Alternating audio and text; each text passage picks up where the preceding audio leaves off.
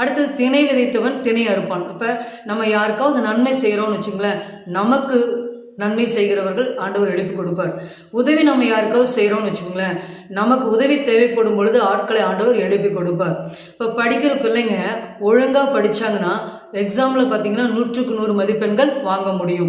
கடின உழைப்பு ஒரு மனுஷன் செஞ்சாங்கன்னா அந்த கடின உழைப்புக்கேற்ற பலன் கிடைக்கும், சம்பளம் கிடைக்கும், நஷ்டம் அடையாமல் லாபத்தை பெற்றுக்கொள்வாங்க.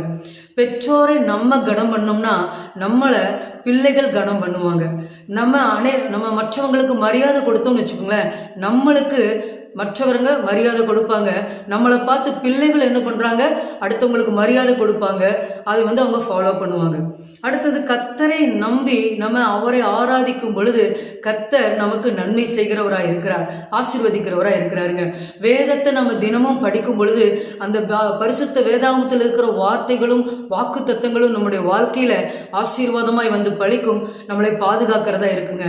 நம்ம ஆண்டவரை நோக்கி செபிக்கும் பொழுது, தினமும் செபிக்கும் பொழுது அந்த ஜெபத்திற்கு பதில் நமக்கு கிடைக்குங்க. இப்படி பல காரியங்களை நம்ம சொல்லிக்கிட்டே போகலாம். இது முற்பகல் செய்ய பிற்பகல் விளையும். நம்ம எதை செய்கிறோமோ அது பின்னால விளைவுகளை நமக்கு கிடைக்கும்.